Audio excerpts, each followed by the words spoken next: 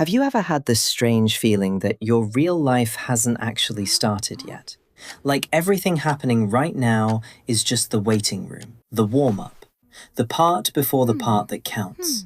You go to work, but it isn't your real job. You live somewhere, but it isn't your real home. You're with people, in routines, in a whole entire life, and some quiet part of you keeps whispering that this isn't it yet. The real thing starts later. So you wait. Days go by, years sometimes, and the real life you keep waiting for never quite shows up. If that landed somewhere uncomfortable, stay with me, because this feeling has a name, and a cause, and a way out, and almost nobody living inside it realizes what it actually is. Most people will tell you it's laziness, or bad discipline, or that you just need to manage your time better. That's not what this is. What you're living inside is something psychologists named a long time ago. And once you see it, a lot of things about yourself start to make a quiet, slightly painful kind of sense. Quick thing before we start. This isn't a video about being broken, and it's definitely not about shaming you into growing up. The people who feel this way are usually thoughtful, imaginative, genuinely capable people. That's actually part of the trap. So let's look at it gently, because you can't really change something while you're busy being ashamed of it. Here's the idea that reframes the whole thing. Carl Jung studied people exactly like this, and he gave their lives a name that stings a little once you hear it. He called it the provisional life. A provisional life is one you live as if it's temporary, as if the current version of you is just a placeholder for the real you who shows up later. And here's the quiet trap buried inside it. Because everything feels temporary, you never fully commit to any of it. Why pour your whole heart into a job that isn't your real job? Why properly make a home that isn't your real home? Why fully invest in a relationship when somewhere inside you've already decided it's just for now? So you live at about 50%, present but not really here, and life, which only ever happens in the actual present, quietly slips past you. Sign 1. Everything in your life has the word temporary quietly stuck to it. The job, the city, the apartment, even the version of yourself, like you're some rough draft waiting to become the final copy. And it's not really about your circumstances. It's protection. Because if it's all just temporary, then none of it has to be good enough yet. None of it counts against you yet. The real test is always somewhere up ahead, where you'll finally get serious. Quick question. If someone asked you to describe your real life, the one you're actually waiting for, could you? Or is it just a warm, blurry feeling with no real shape to it? Because for a lot of people, the real life isn't a plan. It's a fog, and you can't move toward a fog. Sign 2. You keep every door open, and you walk through none of them. This is the one that looks like freedom but isn't. You don't pick the career because picking one means closing the others. You don't fully commit to the person because what if someone more perfect is still out there? You don't choose because choosing feels like grieving all the lives you didn't pick. So you keep every option alive and you call it freedom. But a hallway full of doors you never open isn't freedom. It's just a hallway, and you've been standing in it for years. Sign 3, and this is the one that cuts the deepest. You're protecting a version of yourself that has never once been tested. Here's how it works. As long as you haven't really tried, you get to keep believing you'd be brilliant at it. The book you never wrote is a masterpiece. The business you never started would have worked.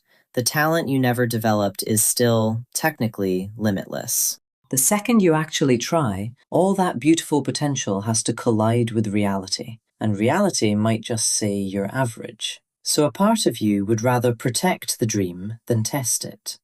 Procrastination here isn't laziness. It's a shield. As long as you never start, you never have to find out. And here's where it gets genuinely surprising. Jung's colleague Marie-Louise von Franz noticed something almost nobody expects. The people most stuck in this pattern were very often gifted kids. Maybe you were the smart one. The one who picked things up fast, barely had to try, collected praise like it was oxygen. So much potential. You'll do something special one day. And without anyone meaning for it to happen, That became the foundation of your entire sense of worth. You weren't valued for effort. You were valued for being exceptional, easily. And then you grew up, and the world quietly changed the rules on you. Because adulthood doesn't reward potential.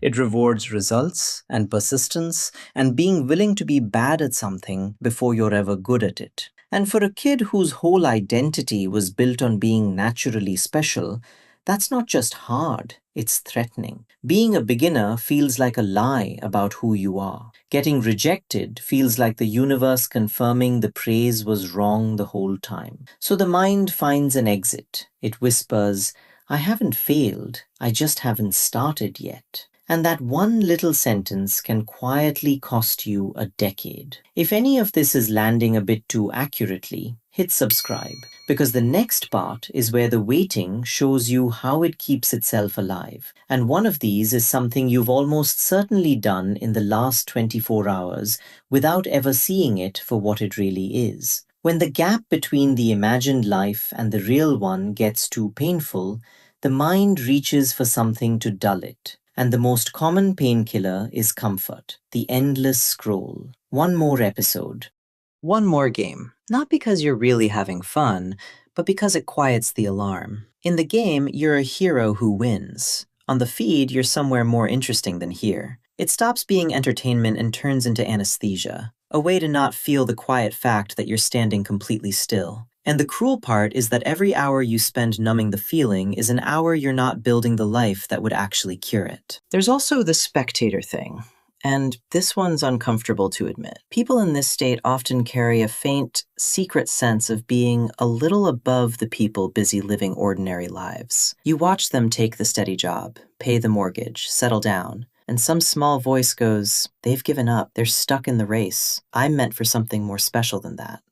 But here's the truth of it. They're not beneath you. They're just in the water. They're getting wet, getting hurt, getting somewhere. And you're dry and safe and exactly where you were a year ago. Be honest with yourself for a second. Is the life you're waiting for actually on its way? Or have you been using the word later as a way to never have to risk now? Because there's a real difference between someone who's preparing and someone who's hiding, and only one of them ever actually arrives.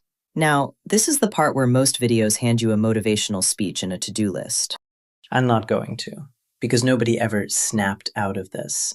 And honestly, the big dramatic to-do list is exactly the kind of grand plan the waiting loves to feed on. The real way out is almost insultingly small, and it starts with one quiet shift most people never make. It starts with letting the real life be this one, the actual job, the actual apartment, the actual unglamorous Tuesday. You start by doing one ordinary thing fully, cleaning the room you kept calling temporary, finishing the boring task, showing up to an average day like it counts, because it does. This is the life. There's no realer one waiting backstage for you. And then you do the thing you've been protecting yourself from. You let yourself be a beginner. You send the application that might get rejected.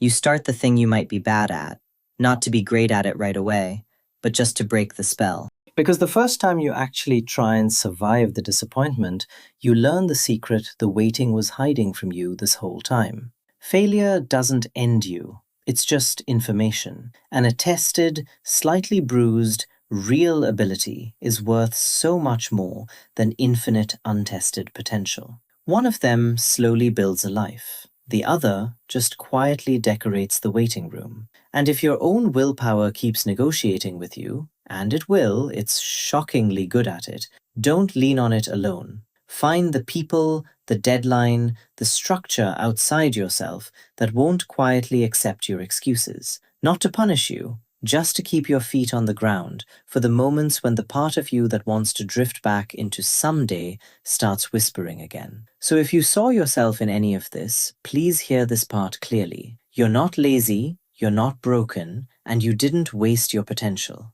It's still right there. You just learned, somewhere a long time ago, that it felt safer to keep your life in your imagination than to risk it out in the world. That's not a character flaw. It's a kind of fear. And fear can be outgrown, gently, one ordinary day at a time. Your real life was never going to start later. It's been quietly happening this whole time, just waiting for you to show up for it. So if this made you feel a little more understood, subscribe. It really does help these videos reach more people who needed to hear it. And then send it to that one person you know who's been about to start for years now. The one with all the potential and none of the movement. Not as a criticism. More as a quiet way of saying, it's okay. You can begin now. The real life is this one, and there's still so much of it left.